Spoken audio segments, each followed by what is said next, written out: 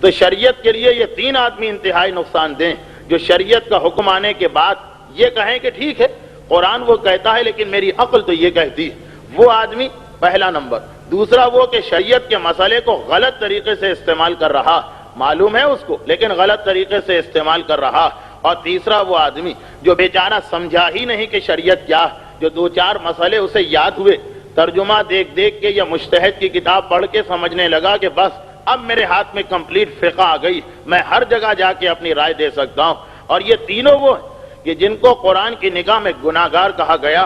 یہ تیسرا والا آدمی جس بیچارے کا قصور سب سے چھوٹا، پہلا آدمی تو اتنا بڑا گناہگار ہے کہ شریعت کے مقابلے میں کھڑا ہوا، دوسرا آدمی شریعت کے مقابلے پہ نہیں کھڑا ہوا لیکن وہ شریعت کو اپنے فیور میں استعمال کر رہا، مگر وہ تیسرا بیچارہ تو اپنے خلوص میں مارا جا رہا، کم علمی کی وجہ سے مارا جا رہا، اس کی نیت تو نیک ہے، قرآن اس کی بھی اتنی سخت مذمت کر رہا کہ جو آپ نے کل رات کو سورہ روم پڑھا، سورہ روم میں بھی تذکرہ افمن اظلم ممن افترى علی اللہ کذبا لیضل الناس بغیر حق یا بغیر علم۔ قرآن میں یہ آیت 7-8 مقام پہ آئی۔ ظالم کا گناہ کتنا بڑا ہے؟ قرآن کہہ رہا ہے کہ ازلم سپرلیٹو ڈگری ہے عربی کی، اکبر و اصغر و عالم و ازلم، سب سے بڑا ظالم، جس سے بڑا کوئی ظالم نہیں ہو سکتا۔ قرآن کہہ رہا کہ سب سے بڑا ظالم وہ انسان ہے جس کے پاس معلومات نہیں اور وہ اللہ کے نام سے ایک بات پبلک کو بتا رہا۔ یہ ہے شریعت کا حکم، یہ ہے فقہ کا مسئلہ۔ افمن اظلم ممن افترى علی اللہ کذبا بغیر علم، جو بغیر معلومات کے، وداؤٹ نالج، لوگوں کے سامنے جا کے اللہ کی طرف سے منسوب کر کے مسئلے بیان کیا کرتا۔ ہمارے یہاں تو شریعت میں اتنی احتیاط ہے، اتنی احتیاط ہے۔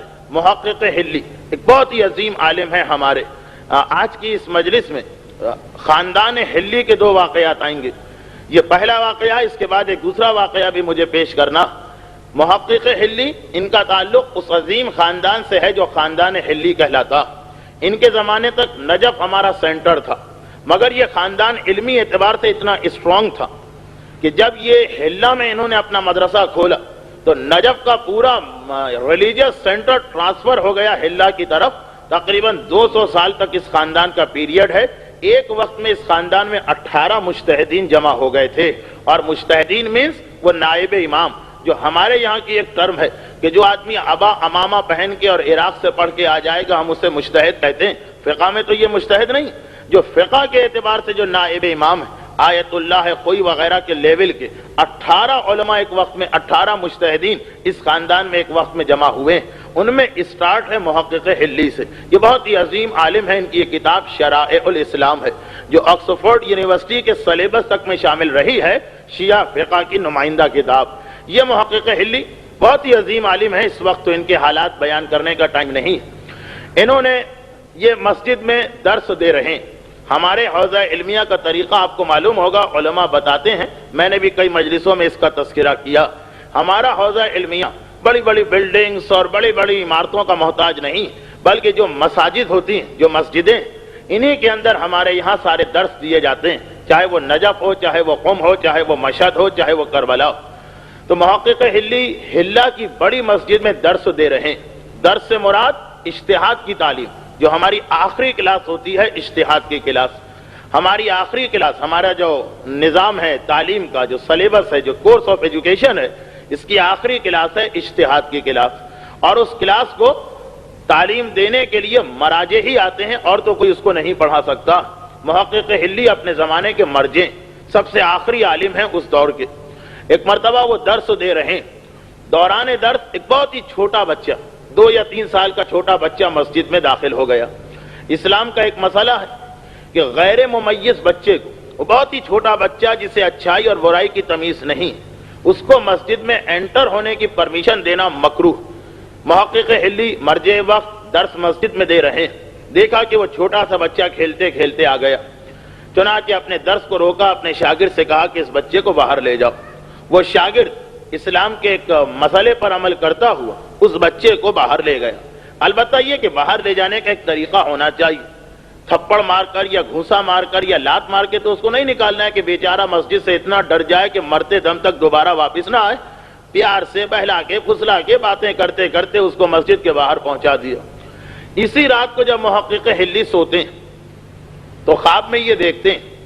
ایک بات میں بتا دوں کہ مرجے کا وظیفہ یا مرجے کی پوزیشن جو ہے، مرجے کی جو ڈیوٹی ہے وہ بہت ہی اہم ہوتی. یہ مرجے کے بارے میں حدیث ہے کہ اس کا ایک پیر جنت میں ہوتا ہے اور ایک پیر جہنم میں ہوتا ہے. ذرا سا بھی وہ غافل ہوا اور ایک غلط فتویٰ اس کی زبان سے نکل گیا اور پوری ایک امت گمراہ ہو گئی تو ساری ذمہ داری مرجے پہ آتی. بہت ہی نازک پوزیشن ہے اس کی. ہم تو بعض اوقات دیکھتے ہیں اور سوچتے ہیں کہ بھائی کتنی آرام دہ زندگی ہے، اطمینان سے بیٹھے ہیں، ہزاروں اور لاکھوں خمس ان کے پاس پہنچ رہا، نہ کوئی محنت کریں نہ کوئی کام کریں، گھر میں پڑے رہیں معاذ اللہ. لیکن کتنی نازک ذمہ داری ہے کہ پوری امت کے اعمال کا دار و مدار ایک مرجے کے اوپر ہوتا. تو اب محقق ہلی درس دے رہے ہیں. اچھا، اب جب مرجع اتنا اہم مقام پر ہے تو معصومین جن کو پتا ہے کہ یہ ہمارا نائب ہے وہ امتحان بھی لیتے ہیں مرجع کا آ کر. یہ تو ٹیسٹ کرتے ہیں کہ یہ کیسا، اور اگر کوئی مرجع امتحان میں پورا نہ نکلے تو تاریخ ہماری گواہی دے رہی کہ اس کا نام اس طرح مٹ جاتا ہے کہ بعض اوقات حیرت ہوتی. آپ ہسٹری پڑھیں، اکثر ایسا ہوتا کہ ایک مجتہد کے زمانے میں ایک دوسرا بہت ہی ذہین، بہت ہی برائلنٹ قسم کا مجتہد ہوتا.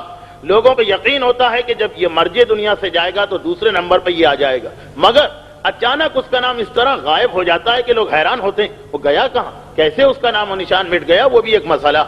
محقق ہلی اپنے زمانے کے مرجع، بچے کو باہر نکلوایا، رات کو سوئے، پیغمبر خواب میں آئے.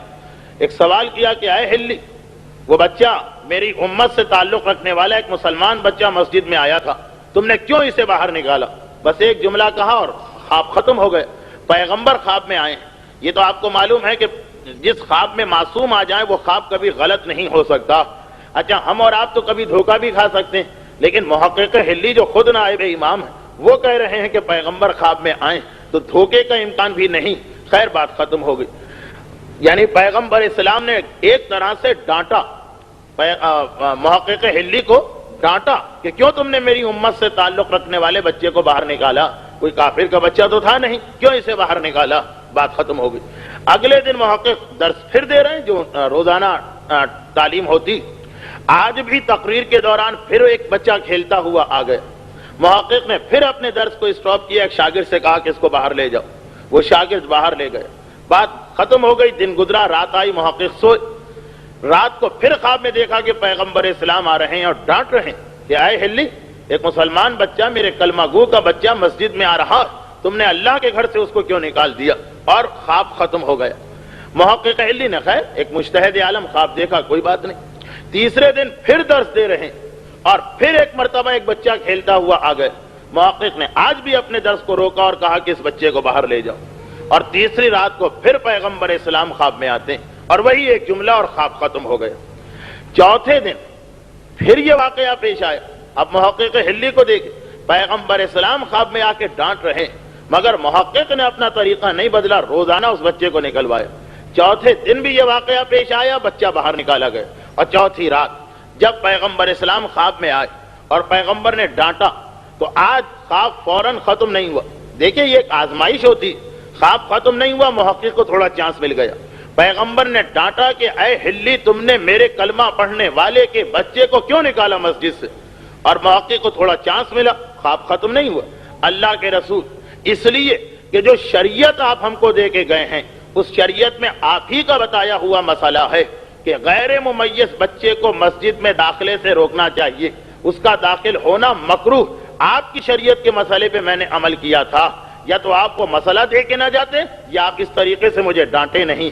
اب تاریخ میں جو محقق کے حالات میں لکھی گئی ہے ہسٹری، یہ جملہ موجود ہے کہ پیغمبر مسکرائے اور کہا کہ اے ہلی، میں فقط تمہاری ٹیسٹنگ کے لیے، تمہاری آزمائش کے لیے، تمہارا امتحان لینے کے لیے 3 راتوں سے تمہیں ڈانٹ رہا تھا کہ یہ تو دیکھو کہ تم جو ایک اتنے اہم مقام پہ بیٹھ گئے ہو، نائب رسول ہو، نائب امام ہو، تو شریعت کی امپورٹنس تمہارے دل میں کتنا. دیکھیے اگر ایک عام مومن ہوتا وہ تو بہک جاتا، وہ کہتا کہ نہیں، پیغمبر نے ڈانٹا ہے، وہ مسئلہ غلط ہے، جو خواب میں میں نے دیکھا ہے وہی مسئلہ صحیح. پیغمبر نے کہا کہ میں تمہاری ٹیسٹنگ کے لیے آیا تھا، جو شریعت میں دے کے گیا ہوں. دیکھیے محقق ہلی اسی شریعت کو لوگوں تک پہنچا رہے ہیں. مگر خود اپنا فیت کتنا ہے شریعت پر، خود محقق کو شریعت پہ کتنا کانفیڈنس ہے۔ میں نے تمہارا امتحان لیا اور تمہیں ثابت قدم پایا، شیطان تمہیں کبھی نہیں بہکا سکتا ہے، اس لیے تمہارے خاندان میں یہ شریعت کا علم اور اجتہاد منتقل ہوتا رہے گا۔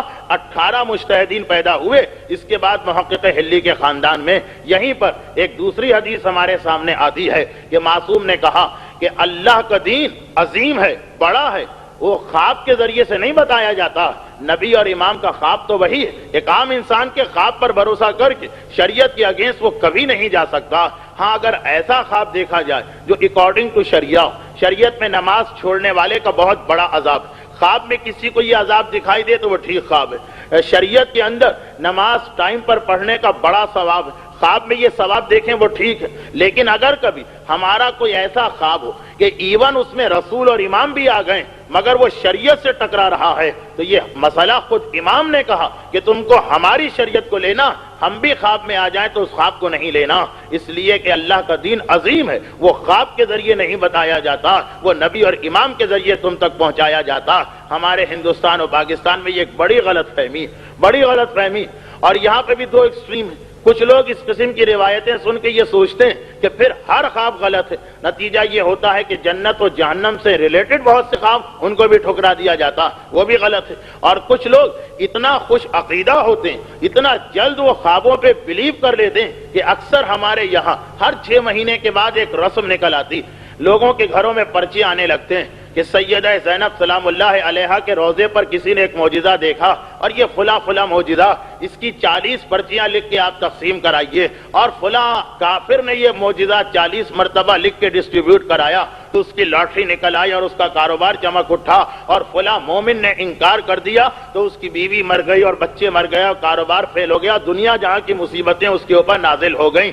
اب خوش عقیدہ لوگ فقط اتنا پڑھا، اول تو یہی پتہ نہیں کہ یہ صحیح ہے یا غلط، اگر ایسا کوئی خواب ہو بھی تو اسلام میں اس کی کوئی امپورٹنس نہیں ہے، جو شریعت رسول دے کے گئے ہیں اس میں جو واجب ہے وہی واجب رہے گا، خواب کے ذریعے کوئی نیا واجب نہیں آ سکتا ہے، جو حرام شریعت میں ہے وہی حرام رہے گا، کوئی نیا حرام نہیں آ سکتا۔ مگر اتنا لوگوں کو اس پہ عقیدہ ہو جاتا ہے کہ واجبات کو چھوڑتے ہیں مگر 40 پرچیاں ضرور تقسیم کرانا ہے، حرام سے نہیں بچتے ہیں مگر اس موقع پر اس کو ترک کرنے کو سب سے بڑا گناہ سمجھنے لگتے ہیں۔ اس کا مطلب یہی کہ معلومات کی کمی کی وجہ سے ابھی ہم نے اسلام کو نہیں سمجھا، جیسا کہ پیغمبر نے کہا کہ اے ہلی، ہم کبھی آزمائش کرتے ہیں، ہم کبھی امتحان لیتے ہیں، ہم کبھی اپنے ماننے والوں کو ٹیسٹ کرتے ہیں کہ انہوں نے ہمارے دین کو کتنا سمجھا ہے، جو شریعت میں ہے اس کو ہمیں فالو کرنا ہے۔ تو جب رسول اور امام خواب میں آ کر ہمیں کوئی ایسا مسئلہ بتائیں جو شریعت سے ٹکرا رہا ہو تو اس کو ہم نہیں مان سکتے ہیں۔ تو اگر کوئی دوسرا انسان ایک ایسا مسئلہ بتا رہا جو اس کی اپنی ذاتی رائے ہے، جو اس کا اپنا ذاتی خیال ہے، جو شریعت کے اکارڈنگ نہیں ہے، تو کتنا ہی بلند اس کا مقام کیوں نہ ہو، ہم پر واجب نہیں ہے اس کی بات کو ماننا۔ شریعت تو اتنی نازک چیز ہے، ہمارے یہاں لوگ بہت آسان سمجھتے ہیں، ذرا سا ایک رسالہ عملیہ پڑھ لیا اور سمجھنے لگے کہ ہر مسئلے پہ ہم رائے دے سکتے ہیں۔ شریعت تو اتنی نازک چیز ہے کہ ایک ورڈ کے ادھر ادھر ہونے سے حلال حرام اور حرام حلال میں تبدیل ہو جاتا ہے۔ ایک ایسا واقعہ جو ذرا ہے تو ڈرائی، یعنی ڈرائی ان معنوں میں کہ آپ کو ذرا سوچنا پڑے گا، اور وہی لوگ اس سے لطف لے سکتے ہیں جن کی فقہ کی معلومات ہیں، لیکن ہے بڑا اہم اور بہت ہی انٹرسٹنگ واقعہ فقہ سے ٹچ رکھنے والوں کے لیے۔ اسی خاندان ہلی کی ایک دوسری مثال میں بتا کیا رہا ہوں کہ ایک مسئلے کو سمجھنے کا مطلب یہ نہیں ہے کہ آپ نے اس ٹاپک کے سارے مسئلے سمجھ لیے، ایک ورڈ کے ادھر ادھر ہونے سے مسئلہ کچھ کا کچھ ہو جاتا، اور یہ غلطی تو وہ ہے، یعنی اتنی بڑی ذمہ داری ہے کسی کو مسئلہ بتانا کہ بعض اوقات بڑے بڑے مجتہدین کو اس میں اشتباہ اور دھوکہ ہو گیا۔ چنانچہ ایک واقعہ تو بڑا مشہور ہے، اور اس کو میں نہیں بتا رہا ہوں کہ شیخ مفید نے غلطی سے اس عورت کے دفن کا حکم دے دیا جس کے پیٹ میں زندہ بچہ تھا، وہ تو خیر غلطی ہوئی۔ اب آئیے دوسرا واقعہ، ذرا سے ایک لفظ کو بھولنے کی وجہ سے بات کہاں سے کہاں پہنچ گئی۔ ہماری فقہ کا ون آف دا گریٹسٹ عالم علامہ ہلی، علامہ ہلی، علامہ عربی کا صیغہ مبالغہ، علامہ جس کا علم سب سے زیادہ، بہت زیادہ علم، مبالغہ، بہت زیادہ علم رکھنے والا۔ دینی کتابوں میں ہمارے پاکستان میں تو علامہ کا لقب آج کل گلی گلی بٹتا ہے، جگہ جگہ دکانیں کھلی ہوتی، لیکن فقہ کے اندر شریعت میں علامہ بہت بڑا لقب ہے، بہت بڑا لقب ہے۔ 1400 سالہ شیعہ تاریخ میں بہت کم ایسے عالم گزرے ہیں جن کو علامہ کہا جا سکے، اور ان 1400 سالہ شیعہ علماء میں فقط ایک عالم ایسا گزرا کہ جب آپ کسی عالم کی کتاب میں دیکھیں کہ علامہ نے یہ کہا، علامہ کا یہ نظریہ، خالی لفظ علامہ ہو، آگے نام نہ ہو، تو اس کا مطلب ہی ہوتا ہے علامہ حلی۔ یہ ہمارے ان علماء میں سے ایک ہیں کہ ایک مرتبہ کسی آدمی نے یہ دیکھا کہ علامہ حلی نے بہت کتابیں لکھی، ساری زندگی یہ کتابیں لکھتے رہے، اچھا باقی سارے کام بھی ہیں کیونکہ مرجع تھے، درس بھی دیتے ہیں، نماز جماعت بھی پڑھاتے ہیں، زیارت پہ بھی جاتے ہیں اور کتابیں بھی لکھتے ہیں۔ ان کی چند کتابوں کا اردو ترجمہ ہوا۔ ان کی ایک کتاب کا نام ہے الفین، جس میں 2000 دلیلیں قرآن اور حدیث سے مولا کائنات کی امامت کے اوپر جمع کی گئی ہیں۔ کتاب کا نام الفین، 2000 دلیلوں پر مشتمل ایک کتاب ہے جس کے ایک جز کا ترجمہ ہندوستان سے ہو چکا، اور اس علاقے سے ہوا کہ جس پر ہمارے صاحبان ایمان کی توجہ بہت کم ہے، یعنی قاضی نور اللہ شوستری شہید ثالث، کہ جن کا روضہ آگرہ کے اندر ہے، اور وہ بھی ایک بہت ہی برکتوں والا مقام ہے، موقع ملا تو تھوڑا تذکرہ کروں گا۔ تو اس ادارے کی جانب سے اس کا اردو ترجمہ بھی شائع ہو چکا ہے ایک حصے کا۔ یہ علامہ حلی، ایک مرتبہ ایک عالم نے ان کے فوراً بعد یہ دیکھنا چاہا کہ جس ٹاپک پر دیکھو علامہ کی کتاب، تفسیر انہوں نے لکھی، حدیث انہوں نے لکھی، فقہ انہوں نے لکھی، علم رجال انہوں نے لکھا، علم اصول انہوں نے لکھا، دیکھے تو صحیح ساری زندگی انہوں نے کتنا کام کیا۔ چنانچہ پورا جتنا ان کا ورک ہے، ٹوٹل ورک اس کو جمع کیا۔ ایک کتاب میں 1000 صفحے ہیں، ایک میں 2000، ایک میں 500، ایک میں 3000، پورے جتنے پیجز لکھے ان سب کا ٹوٹل کیا۔ اس کے بعد یہ دیکھا ان کی ایج کتنی ہے، 72 73 کے قریب ہے۔ اس کے دن نکالے 365 دنوں سے ملٹیپلائی کر کے کہ کل کتنے دن بنتے ہیں، تو پتا چلا کہ ان کی پوری لائف میں جتنے انہوں نے پیجز لکھے ہیں، 100 پیجز کا ایوریج آ رہا ہے کہ زندگی سے لے کر، پیدا ہونے سے لے کر موت تک جتنے ان کے دن بنتے ہیں زندگی کے، 100 پیج روزانہ کے پڑھتے ہیں کہ اگر روزانہ 100 پیجز لکھیں تب 72 سال میں اتنا بڑا کلیکشن ہو سکتا۔ دیکھیے یہ کب کی بات ہو رہی ہے، پیدا ہونے کے بعد سے مرتے دم تک روزانہ 100 پیج اگر کوئی آدمی لکھے، ہم اور آپ تو پڑھ نہیں سکتے ہیں، علامہ یہ ورک چھوڑ کے گئے۔ یہ علامہ عظیم ترین عالم، میں نے فقط اس لیے یہ مثال دی کہ ذرا ان کی شخصیت کی عظمت آپ کے ذہن میں آ جائے۔ علامہ حلی بیٹھے ہیں اپنے کمرے میں، ایک ان کا مقلد ایک مسئلہ پوچھنے آیا، نہ دیکھیے قرآن کی بات ہے نہ حدیث کی بات، مجتہد سے اس کا فتویٰ پوچھا جا رہا۔ علامہ حلی کا ایک فتویٰ تھا، اس کو آپ آغا کوئی کا فتویٰ نہ سمجھ لیں، ہر جگہ یہ غلط فہمی ہو جاتی، اور بعد میں مجھے ایک دوسری تقریر کرنا پڑتی ہے کہ نہیں یہ مسئلہ آپ کے لیے نہیں۔ علامہ حلی کا ایک فتویٰ کہ واجب نماز کا وقت آنے سے پہلے آپ واجب کی نیت سے وضو کر نہیں سکتے۔ اگر کسی پر کوئی واجب نماز ہو، مثلا قضا نماز کا تو کوئی ٹائم نہیں ہوتا، صبح پڑھے، شام پڑھے، دن میں پڑھے، رات میں پڑھے، تو واجب کی نیت سے آپ وضو کر سکتے ہیں۔ لیکن جس پر کوئی قضا نماز نہ ہو، اس کو تو صرف ٹائم آنے کے بعد وضو کی پرمیشن ہے واجب کی نیت سے۔ اب مثلا ایک آدمی پہ قضا نماز نہیں، وہ دن کے 10 بجے واجب کی نیت کر کے وضو کرے، وضو غلط۔ علامہ کا فتویٰ، غیر کوئی کی بات نہیں کر رہا ہوں، وضو اس کا غلط ہے۔ علامہ کہتے ہیں کہ اگر کوئی قضا نماز نہیں تو پھر تمہیں 12:30 پر اگر ظہرین کا وقت ہے اس وقت پرمیشن ملے گی، اس سے پہلے تم واجب کی نیت سے وضو نہیں کر سکتے۔ کر لیا تو بالکل غلط ہو گیا۔ ان کا ایک مقلد ان کے پاس آیا، اوور 60، آ کر کہتا ہے کہ علامہ میں نے آپ کا یہ مسئلہ کسی سے سنا کہ آپ یہ فتویٰ دیتے ہیں۔ کہا کہ ہاں میرا تو یہ فتویٰ ہے، یہ نظریہ ہے۔ کہا کہ یہ تو غضب ہو گیا، میری عادت یہ کہ میں ہمیشہ نماز کا وقت آنے سے 1 گھنٹے پہلے وضو کر کے مصلی پہ بیٹھ جاتا ہوں اور ویٹ کرتا ہوں کہ نماز کا وقت آئے تو نماز پڑھ لوں، ہر نماز سے 1 گھنٹہ پہلے۔ ساری زندگی میرا یہ طریقہ رہا، اور چونکہ مسئلہ نہیں معلوم تھا واجب کی نیت سے وضو کیا۔ علامہ حلی نے کہا کہ وہ وضو تو غلط ہو گئے میرے فتوے میں۔ گھبرا کے کہا کہ پھر میری ذمہ داری کیا ہے؟ کہا کہ 1 گھنٹے پہلے تم وضو کرتے تھے، کوئی قضا نماز تم پر ہے؟ کہا کہ کوئی قضا نماز نہیں، بالغ ہونے سے پہلے سے میں نے نمازیں شروع کر دی، اور آج تک یہ طریقہ رہا کہ نماز کے وقت سے گھنٹہ بھر پہلے میں آ کے بیٹھ جاتا ہوں۔ علامہ نے کہا پھر سارے وضو غلط، سارے وضو غلط تو ساری نمازیں غلط، جاؤ اور جا کے ساری زندگی کی قضا نماز پڑھو۔ اچھا، اس آدمی کے لیے یہ مسئلہ سننا آسان ہے جس نے کوئی نماز نہ پڑھی ہو، آج بتایا جائے کہ 60 سال کی نمازیں پڑھو، بہت بڑا بوجھ ہے، مگر دل کو سیٹسفیکشن ہوتا ہے کہ ٹھیک نماز پڑھی ہی نہیں تو قضا تو کرنا۔ لیکن جو آدمی ساری زندگی نمازیں پڑھتا رہا اور ایسا پابند نماز کے ٹائم سے گھنٹہ بھر پہلے آ کے بیٹھ جاتا ہو مصلی پر، اس سے کہا جائے کہ ساری نمازیں گئی دوبارہ قضا کرو، کیسا شوق پہنچے گا اس سے۔ اب یہاں پہ دو قسم کے لوگ ہوتے ہیں، ایک وہ ہوتے ہیں کہ وہ یہ برداشت کرنے کو تیار نہیں ہوتے ہیں کہ ہماری عبادت غلط، وہ ایک مرتبہ گالیاں دے کے باہر آتے ہیں کہ مجتہدی غلط ہے، اس کا مسئلہ ہی غلط ہے، ہم اس کو نہیں مانتے ہیں، خدا نیت دیکھنے والا، یہ تو ہو گیا شیطان کو فالو کرنے والا۔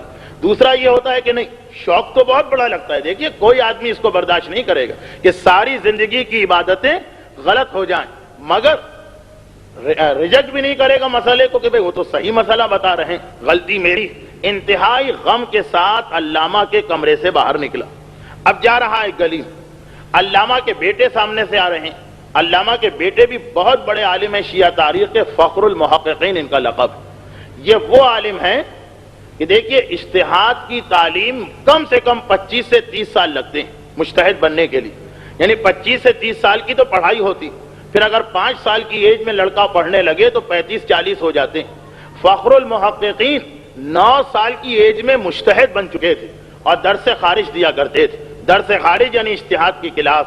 اب بچپنا بھی ہے اور علم بھی ہے، چنانچہ انہی کا وہ واقعہ کہ درس دیتے دیتے اکثر ان کے قریب چڑیا آ گئی تو امامہ اتار کے چڑیوں کو پکڑ کے وہاں کھیلنے لگتے تھے، پھر درس دینا شروع کر دیا، اجتہاد کا درس، کوئی بچوں کا مدرسہ نہیں، اجتہاد کا درس دیتے ہیں۔ اور کیوں نہ دیں، یعنی یہ 9 سال میں مجتہد کیوں نہ بنے؟ ان کے والد مجتہد، ان کے نانا مجتہد، ان کے دادا مجتہد، ان کی ماں مجتہد، ان کی بہنیں مجتہد، ان کے بھائی مجتہد، ان کے چچا مجتہد، ان کے ماموں مجتہد۔ فخر المحققین اس خاندان کے آخری افراد میں سے ہیں جہاں ایک وقت میں 18 مجتہدین جمع۔ بھئی بچہ کہاں جاتا، باپ کے پاس جاتا ہے تو وہ مجتہد، ماں کے پاس آئے تو وہ مجتہد، بڑی بہن لے تو وہ مجتہد، خالہ لے تو وہ مجتہد، چچا گود میں اٹھائے تو وہ مجتہد، ماموں گود میں اٹھائے تو وہ مجتہد۔ ایسا بچہ 9 سال میں مجتہد بن ہی جائے گا۔ چنانچہ یہ ان کا مقام تھا کہ 9 سال میں اجتہاد کے مرتبے پہ فائز ہو چکے ہیں۔ اب آ رہے ہیں اپنے والد کی زیارت کے لیے، دیکھا کہ میرے والد کے کمرے سے ایک آدمی نکلا بڑا غمگین، بڑا پریشان۔ اچھا بہت حیران ہوئے فخر المحققین، میرے والد سے تو جو ملاقات کرتا ہے خوشی کے عالم میں آتا ہے۔ بھئی آپ آیت اللہ خوش سے، آیت اللہ حکیم سے، آیت اللہ بروجردی سے آپ لوگ ملے ہیں، آپ کے بزرگ ملے ہیں، اس مجمع میں وہ لوگ ہیں کہ جنہوں نے زیارت کی۔ مرجع سے مل کے انسان آتا ہے، روحانی خوشی اس کے چہرے پر ہوتی۔ یہ پہلا آدمی دیکھا کہ غمگین آ رہا، آنکھوں میں آنسو ہے، پریشان ہے، قدم رکھتا کہیں ہے، پڑھتا کہیں ہے، وہ جو انسان کو پریشانی ہوتی۔ بھئی کیا بات ہے، روکا، کیا مسئلہ؟ میرے والد نے کوئی ایسی بات کہہ دی، کیا بات ہے؟ کہا کہ بھئی مسئلہ یہ ہے کہ میں ساری زندگی نمازیں میں نے پڑھی ہیں بالغ ہونے سے پہلے، ایک مسئلہ پتا نہیں۔ آپ کے والد نے کہا ساری نمازیں باطل، سب کی دوبارہ سے قضا کر۔ اب اتنا بڑا بوجھ، اور جو آدمی باقاعدگی سے پڑھ رہا۔ فخر المحققین نے سنا، کہا بھئی میٹر کیا ہے، بات تو پوری بتاؤ۔ کہا کہ میرا طریقہ یہ تھا کہ میں ہمیشہ نماز کا وقت آنے سے پہلے وضو کر کے مصلی پہ بیٹھ جاتا تھا، بس۔ فخر المحققین کہتے ہیں بس اتنی سی بات؟ ایسا کرو کہ ایک دن کی قضا نماز پڑھ لو، باقی ساری نمازیں تمہاری صحیح ہے، اطمینان سے جا کے سو جاؤ۔ اس آدمی نے سنا، حیران ہو گئے۔ اچھا اب دیکھیے یہاں پر بھی مومن کا ایک امتحان ہوتا، یہ نہیں کہ فقہ جگہ جگہ امتحان لیتی۔ پہلا امتحان میں نے بتایا کہ ایک فتویٰ ہم نے سنا، اگر ہمارے اگینسٹ جا رہا ہے تو ہم مجتہد کو گالی دے کے باہر آ گئے کہ نہیں یہ مجتہد، ہم اس کو عالم ہی نہیں مانتے۔ اچھا اب یہ دوسرا امتحان ہوا۔ بعض لوگوں کی عادت ہوتی ہے کہ ایک مسئلہ ان کا ہے، وہ مسئلہ لے کے 10 مولویوں کے پاس جائیں گے، کوئی تو ہمارے فیور میں کبھی ہاں کہہ دے گا، بس جو ہاں کہہ دے وہی سب سے بڑا عالم ہے۔ اور اگلے ویک دوسرا مسئلہ پیش آیا، وہ مسئلہ لے کے نکلے، اب جس نے پچھلی دفعہ یس کہا تھا آج نو کہہ دیا، وہ سب سے چھوٹا عالم ہے، آج کوئی اور بڑا عالم بن گیا، ان کا کام ہی یہی ہوتا۔ مسئلہ لے کے گھومتے ہیں، 10 آدمیوں سے پوچھیں، کہیں ورڈنگ میں تبدیلی آ جائے، کہیں بتانے والا عالم ذرا غلطی کر جائے، جہاں سے ہاں کا جواب ملے بس اس ہفتے کا بڑا عالم وہی ہے۔ یہ کچھ لوگوں کا طریقہ۔ یہ بھی ایک امتحان ہے مومن کا۔ ایک مومن جس کی ساری زندگی کی عبادتیں ختم ہو رہی، ایک بڑے عالم نے کہا کہ نماز غلط، دوسرا عالم بے شک یہ بیٹے ہیں مگر ہیں تو مجتہد، وہ کہہ رہے ہیں کہ تمہاری نمازیں صحیح۔ اب کتنا اس کے لیے ایزی چانس ہے، کہہ سکتا ہے پروردگارہ میں ایک نائب امام کی بات مان رہا ہوں، یہ کہہ رہا ہے کہ صحیح تو صحیح، لیکن نہیں، یہ مومن کی آزمائش ہے کہ ٹھیک ہے ان کا مسئلہ میرے فیور میں جا رہا، مگر قیامت کے دن تو فیور ویور نہیں دیکھا جائے گا، میری ذمہ داری دیکھی جائے گی۔ ایسا نہ ہو کہ پتا چلے کہ اس مسئلے میں غلطی تھی تو میں قیامت میں پکڑا جاؤں۔ وہ جو مومن کہتا پروردگارہ اپنی رحمت سے مجھ پر ہر قسم کے دنیاوی اور اخروی عذاب کو دور کر دے. یہ کہتا ہے مومن. اگر عذاب آنا ہی ہے تو دنیا ہی میں آ جائے، آخرت کی آزمائش نہ ہونے پائے. تو وہی فکر ہوتی ہے مومن کی. اب اس کے فیور میں مسئلہ گیا، مگر کیا کہتا ہے کہ یا فخر المحققین، آپ بہت بڑے عالم، لیکن میں آپ کی تقلید میں ہوں ہی نہیں، میں تو آپ کے والد کی تقلید میں ہوں، میں تو ان کا مسئلہ مانوں گا. فخر المحققین مسکرائے، کہا کہ یہ فتویٰ، یہ جو مسئلہ میں نے تجھے بتایا، یہ میں نے اکارڈنگ ٹو مائی فتواز نہیں بتایا، یہ میرا فتویٰ نہیں ہے، یہ میں نے اپنے والد ہی کے فتوے کی روشنی میں بتایا. بیٹا تو جانتا ہے کہ والد کا فتویٰ کیا ہے، اب اس کی سمجھ میں نہیں آ رہا، کنفیوز ہو گیا. مسئلہ فیور کا ہے، لیکن بات یہاں فیور کی نہیں ہے، بات یہاں حقیقت، شریعت اور قیامت کی ہے کہ وہاں کیا ہوگا. واپس آیا. علامہ ہلی نے دیکھا، پوچھا کیا بات ہے، واپس کیوں آ رہے؟ کہا کہ یا علامہ، آپ نے کہا نماز باطل، آپ کا بیٹا کہہ رہا ہے نماز صحیح، بلا کے لاؤ بیٹے کو. اب علامہ ہلی کا مقام بہت بلند مقام، ٹائم نہیں ہے کہ میں ڈیٹیل میں جاؤں، بہت بلند مقام. یہ علامہ ہلی ہی تو ہیں جنہوں نے وہ مسئلہ امام سے پوچھا تھا جو ذاکرین آپ کو اکثر سناتے رہتے ہیں کہ ایک مرتبہ علامہ ہلی خود کہتے ہیں کہ میں نے بعض روایتوں میں جب یہ پڑھا کہ اگر کوئی آدمی زیارت امام مظلوم کے لیے جائے تو اسے 70 یا 90 حجوں کا ثواب ملتا، تو میں حیران و پریشان ہو گیا کہ خود خانہ خدا جاؤ تو 1 حج کا ثواب اور کربلا آؤ تو 90 حجوں کا ثواب. یہ بات کچھ سمجھ میں نہیں آ رہی. کئی مہینے گزر گئے اسی مسئلے پر مجھے غور کرتے ہوئے. ایک دن میں کسی کام سے جنگل سے گزر رہا تھا، راستے میں کوئی مسافر ملا. اسلام کا حکم یہ ہے کہ تنہا ٹریول نہ کرو، حتی الامکان کسی کی کمپنی میں جاؤ. چنانچہ ہم دونوں ساتھ چلنے لگے. میں نے یہ دیکھا کہ یہ آدمی تو بہت بڑا عالم ہے، بعض تو ایسی ایسی باتیں کہہ رہا کہ میں اپنے آپ کو جاہل سمجھ رہا ہوں، جبکہ علامہ ہلی اس زمانے کے آخری عالم تھے، فائنل اتھارٹی تھے، جو آج آیت اللہ خوئی. تو اپنے آپ کو جاہل سمجھ رہے ہیں. بہت حیران ہوئے. ایک مرتبہ سوچا کہ وہ مسئلہ جو مجھے پریشان کر رہا وہ ان کے سامنے رکھا جائے، شاید یہ اس کا کوئی جواب دے. کہا کہ اے شخص، آپ نے تو بڑی اہم باتیں آج مجھے بتائیں، یہ ایک حدیث کو بھی کلیئر کر دیجئے کہ 90 حجوں کا ثواب ایک زیارت پہ کیسے ملے گا، جبکہ اپنے گھر خدا بلائے تو 1 حج کا ثواب دے، حسین کے گھر جائے تو 90 حجوں کا ثواب ملے. دیکھیے یہ حدیث اپنی جگہ معتبر، مگر علامہ ہلی کو سمجھنا. کہا کہ سنو، میں تمہیں ایک کہانی سناتا ہوں، وہی مشہور روایت، میں تو فقط برکت کے لیے پڑھ رہا ہوں تاکہ علامہ ہلی کے ذریعے سے جو امام زمانہ کی حدیث آئی ہے وہ بھی ذرا فریش ہو جائے.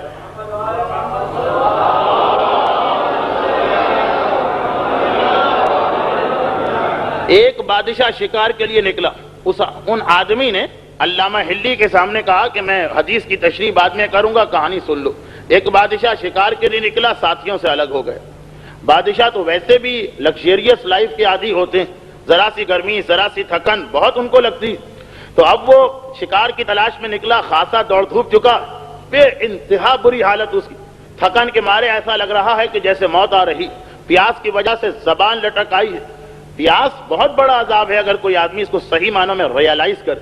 ہمیں تو اتنی آسانی سے یہ نعمت مل جاتی ہے کہ ہم ریئلائز ہی نہیں کرتے، ورنہ حقیقت میں جہاں جہاں یہ مسئلہ ان سے پوچھیے. تو اب بے انتہا پیاسا، بس بالکل گویا مرنے والا.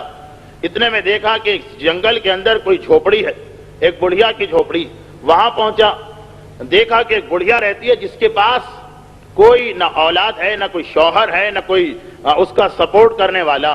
ایک بکری اس کے گھر میں پلی ہوئی، اسی کا دودھ دھوتی ہے، اسی کو اپنی غذا بنا کے استعمال کرتی ہے. فقط اور فقط دودھ پر اور دودھ کے جو پروڈکٹس ہوتے ہیں، دہی وغیرہ، انہی پہ اس کی زندگی گزر رہی. کمزور اتنی ہے کہ کوئی محنت و مزدوری بھی نہیں کر سکتی.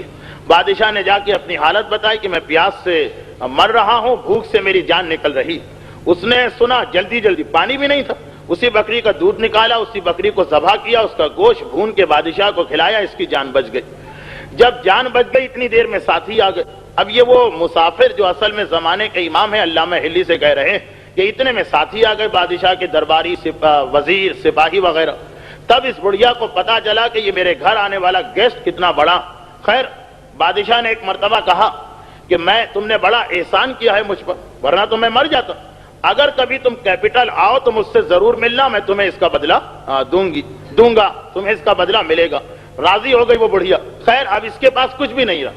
چند دنوں کے بعد یہ کیپٹل سٹی پہنچتی، بادشاہ کے محل میں پہنچی. بادشاہ نے دیکھا میری محسنہ آئی، شریف بادشاہ، بڑے عزت اور احترام کے ساتھ اس کو بٹھایا اور کہا کہ تم نے اس دن جب میں مر رہی تھی ایک بکری جو تمہاری یعنی پوری جائیداد تھی مجھ پہ قربان کر دی.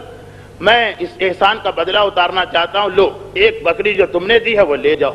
پھر وہ عالم رکے، وہ آدمی، وہ اجنبی، انون، جو ایک اجنبی اسٹرینجر، کہا کہ اے ہلی، کیا بادشاہ نے اس عورت کا حق ادا کر دیا؟ علامہ ہلی نے کہا ہرگز نہیں۔ کہا کیوں بھائی؟ اس نے ایک بکری ذبح کی ہے، یہاں بھی اس کو بکری کی بکری مل گئی۔ کہا کہ نہیں، بکری کا مسئلہ نہیں، اس عورت کے پاس اس وقت جو کچھ تھا اس نے سب اس بادشاہ پہ قربان کر دیا۔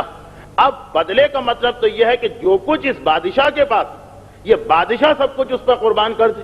اس نے خالی بکری نہیں دی، اس وقت تو بکری اس کے لیے ٹوٹل لائف تھی، ساری زندگی بکری تھی اور کچھ تھا ہی نہیں۔ تو ایک بکری کے بدلے 10 بکریاں بھی دے دے بادشاہ تو بیکار، 100 بکریاں بھی دے دے تو بیکار، جو کچھ اس کے پاس ہے وہ سب کچھ دے دے، کیونکہ اگر وہ اپنی بکری قربان نہ کرتی تو یہ مر جاتا۔ علامہ ہلی کو جواب دیا کہ بس یہی مسئلہ خدا اور حسین کا، کہ جو کچھ حسین کے پاس تھا کربلا کے میدان میں، حسین نے سب کچھ پروردگار عالم پہ قربان کر دیا ہے۔ اب پروردگار اپنی ساری کائنات بھی حسین کو دے دے تب بھی یہ سمجھنا کہ ریوارڈ مل گیا، یہ ممکن نہیں ہے۔ اس لیے اپنے گھر میں آنے والے کو 1 حج کا ثواب دیتا، حسین کے گھر میں جانے والے کو 90 حجوں کا ثواب دیا کرتا۔ یہ علامہ ہلی ہی کی حدیث ہے۔ علامہ نے لکھا بھی تھا کہ یہ وہ حدیث ہے جو میں نے زمانے کے امام سے خود سنی ہے۔ تو اتنا بڑا عالم ایک مرتبہ کنفیوز ہو گیا۔ اے سوال کرنے والے، میرے بیٹے نے کہا ہے کہ تمہاری نماز صحیح ہے، جاؤ کوئی میرے بیٹے کو بلا کے لائے۔ بیٹا آ گیا۔ بہرحال بیٹے کا مقام باپ سے تو کم ہے، علم میں بھی اور مرتبے میں بھی۔ پوچھا بیٹا کیا بات ہے؟ یہ آدمی میرا مقلد ہے، تم نے اپنا فتویٰ اس کو کیوں دے دیا؟ بیٹا مسکرا کے کہتا ہے بابا آپ ہی کا فتویٰ میں نے اس کو بتایا ہے، میرا تو فتویٰ ہی کچھ اور۔ اب علامہ ہلی حیران ہوئے، بیٹا یہ تو بتاؤ کہ اپنا فتویٰ میں بتا رہا ہوں یہ زیادہ صحیح ہے یا تم جو کہہ رہے ہو؟ کہا بابا سنیے آپ کا فتویٰ کیا ہے؟ اب دیکھیں یہاں سے بہت ہی فقہی ٹیکنیکل گفتگو شروع ہو جاتی ہے، لیکن جن کو لگاؤ ہے فقہ سے ان کو لطف آئے گا۔ کہا بابا، بیٹا کہہ رہا بابا آپ کا فتویٰ کیا ہے؟ جس آدمی پر کوئی واجب نماز باقی نہ ہو وہ واجب کی نیت سے وضو نہیں کر سکتا، کرے گا تو غلط ہے۔ کہا کہ ہاں۔ بیٹا کہتا ہے بابا لیکن یہ بھی آپ کا فتویٰ ہے کہ اگر کوئی قضا نماز باقی ہے تو قضا نماز تو واجب ہے، ہر وقت واجب ہے، جب تک کہ آدمی پڑھ نہ لے قضا واجب ہے۔ اگر کسی پہ قضا باقی ہے تو اس کو حق ہے واجب کی نیت سے وضو کرنے کا۔ کہا کہ ہاں یہ بھی میرا فتویٰ ہے۔ کہا بابا مسئلہ حل ہو گیا۔ اس آدمی نے، اب یہ بیٹا کہہ رہا ہے کتنا ٹیکنیکل پوائنٹ جو علامہ ہلی اس وقت نہیں سمجھ پا رہے ہیں، جبکہ علامہ ہلی بادشاہ ہیں علم کے، سمندر ہیں فقہ کے، مگر کیا فرما رہے ہیں؟ بیٹا کیا کہہ رہا ہے کہ بابا سنیے، اس آدمی کی زندگی کا پہلا دن یاد کرتے ہیں ہم، جو بھی اس کا پہلا دن ہو، جب سے اس نے نماز شروع کی، یا چلیں بالغ ہونے کے بعد پہلا دن، صبح کا وقت آ گیا، اس آدمی نے 1 گھنٹہ پہلے واجب کی نیت سے وضو کر لیا۔ بابا آپ کا فتویٰ کیا ہے؟ وضو غلط ہے، اس کی جو صبح کی نماز پڑھی وہ بھی غلط ہو گئی، غلط ہو گئی۔ ظہرین کا وقت آیا، 1 گھنٹے پہلے اس نے وضو کیا، آپ کا فتویٰ یہ ہے کہ وضو غلط ہے۔ جب وضو غلط تو وہ جو ظہرین کی نماز پڑھی وہ بھی غلط۔ بابا مغربین کا وقت آیا، 1 گھنٹے پہلے اس نے وضو کیا، وضو غلط، جب وضو غلط تو مغربین کی نماز غلط۔ باپ نے کہا کہ ہاں بالکل ٹھیک ہے، یہی تو میں بھی کہہ رہا ہوں۔ کہا نہیں، بیٹے نے کہا نہیں، اب سنیے۔ نیکسٹ ڈے، اگلا دن آیا، اگلا دن جب آیا تو اس آدمی پر 5 قضا نمازیں باقی ہیں، صبح کی بھی قضا باقی ہے، ظہرین کی بھی قضا باقی ہے، مغربین کی بھی قضا باقی ہے۔ وہ نمازیں تو اس کی باطل ہو گئی ہیں آپ کے فتوے سے۔ جب قضا باقی تو اگلے دن نماز صبح سے 1 گھنٹے پہلے یہ وضو کر رہا ہے واجب کی نیت سے۔ جو 5 قضا نمازیں باقی ہیں ان کی وجہ سے اب اسے حق مل گیا ہے کہ یہ واجب کی نیت سے وضو کر سکتا ہے۔ اب جو اس نے نماز پڑھی واجب کی نیت سے وضو کر کے، وضو صحیح تو نماز صحیح، ظہرین کی نماز صحیح، مغربین کی، اس طرح آج تک وہ شروع کی پہلے دن کی جو 5 قضا چلی آ رہی ہیں ان کی وجہ سے اس دن کے بعد روزانہ کی نمازیں صحیح ہے، صرف پہلے دن کی نمازوں کی قضا کر لے۔ درود بھیجے محمد والے محمد۔ دیکھیں غور کریں، اتنا باریک مسئلہ کہ علامہ ہلی سرپرائز ہو گئے، خوشی کے عالم میں کھڑے ہو گئے، بیٹے کو گلے سے لگا کے پیشانی پہ کس کیا۔ بیٹا، جیسا بیٹا میں نے زمانے کے امام سے مانگا تھا ویسا ہی انہوں نے مجھے عطا کیا، لیکن سوچنے کی بات ہے، ایک مرجع وقت اپنا فتویٰ بتا رہا، اپنا فتویٰ، اور ایک لفظ کی تبدیلی کی وجہ سے کہ قضا اور ادا ان کے ذہن سے نکل گیا، ایک غلط مسئلہ، اپنا فتویٰ غلط ہو گیا۔ اتنی باریک ہے یہ فقہ۔ جب ایک علامہ ہلی جیسے کیلیبر کا آدمی اتنی غلطی ممکن ہو سکتی ہے تو ہم اور آپ اگر ایک چھوٹی سی کتاب پڑھ کے یہ سمجھیں کہ ہم بن گئے ہیں فقہ پہ اتھارٹی، تو اس سے بڑھ کے ہماری کوئی حماقت نہیں ہوگی اور اس سے بڑا شریعت پہ کوئی ظلم نہیں ہوگا۔ افمن اظلم، وہی جو قرآن کہہ رہا، یہ سب سے بڑا ظالم ہے۔ اور اس کے اندر آج بھی بات انکمپلیٹ رہ گئی، لیکن خیر کچھ علماء کا تذکرہ ہو گیا جس کو میں انتہائی اہم سمجھتا ہوں۔ ان علماء نے بھی ہم پہ احسان کیے، ان کا بھی کبھی تذکرہ ہونا چاہیے۔ بس یہاں پہ آخری منزل پہ ایک بات کہہ دوں، کل اس موضوع کو کلوز کرتے ہوئے جو ہمارا اگلا موضوع جو پہلے رمضان سے چل رہا، اس کو میں دوبارہ اسٹارٹ کروں گا۔ آخری جملہ کہ یہ تو مجتہد جو قرآن اور حدیث سے مسئلے کو سمجھ کے اپنی کتاب میں لکھ رہا، اس سے غلطی ہوئی جا رہی، اس سے مسئلے کے اندر ایک غلطی ہو رہی جو کہ قرآن اور حدیث سے سمجھ کے لکھ رہا۔ اگر ہم ذرا سی اس کی کتاب کو لاپرواہی سے پڑھیں تو ہم سے ہزاروں غلطیاں ہوں گی، لیکن ہمارے یہاں تو ایون ایسے لوگ بھی پائے جاتے ہیں کہ جو مجتہد کی کتاب کو بھی ٹچ نہیں کرتے، ڈائریکٹ قرآن کا ترجمہ کھول کے بیٹھ گئے اور شروع ہو گیا ان کا اجتہاد۔ یہ اسلام میں گناہان کبیرہ میں سے ہے۔ من افتى بغیر علم فقط کفر، جو آدمی بغیر کمپلیٹ فقہی نالج کے فتویٰ دینے کی کوشش کرے گا وہ کافر ہو گیا۔ یہ جملہ ہے پیغمبر اسلام کا۔ ہمارے یہاں ایسے بہت سے لوگ قرآن کھول کے بیٹھتے ہیں، کہتے ہیں سمجھ میں نہیں آتا، قرآن میں لکھا ہے خمس مال غنیمت میں ہے، یہ مولوی کہاں سے اتنی ساری چیزوں پہ خمس نکال کے آ گئے۔ ہمارے یہاں ایسے لوگ ہیں جو کہتے ہیں کہ خمس کی آیت میں تو آیا ہے کہ غریبوں کو خمس دو، یہ سید کا نام کہاں سے آ گیا۔ ہمارے یہاں ایسے بہت سے لوگ ہیں جو کہتے ہیں کہ قرآن میں خمس ایک جگہ آیا ہے، زکوٰۃ کا تذکرہ 300 جگہ پر ہے، مگر یہ مولوی کیسے کہتے ہیں کہ نوٹ پہ زکوٰۃ نہیں ہوتی۔ ہمارے یہاں ایسے لوگ بھی پائے جاتے ہیں کہ سورہ جمعہ کا ترجمہ پڑھتے ہیں اذا نودی للصلاۃ من یوم الجمعہ، اور ترجمہ دیکھتے ہیں کہ اے ایمان لانے والوں، جب تمہیں نماز جمعہ کے لیے کال کیا جائے تو دوڑ کے جاؤ۔ یہ مولوی کیسے کہہ دیتے ہیں کہ نماز جمعہ واجب اختیاری ہے، چاہے پڑھو یا نہ پڑھو۔ ایک بڑی تعداد ایسے لوگوں کی ہے جو خالی ترجمہ قرآن پڑھ کے ہر مسئلے پہ رائے دینے کو تیار ہیں۔ یہ بدترین گناہوں میں سے ایک گناہ، بدترین گناہوں میں سے ایک گناہ کہ خالی ترجمہ قرآن پڑھ کے یہ سمجھنا کہ ہم کو سب کچھ آ گیا، ہم ہر مسئلے پہ رائے دے سکتے ہیں۔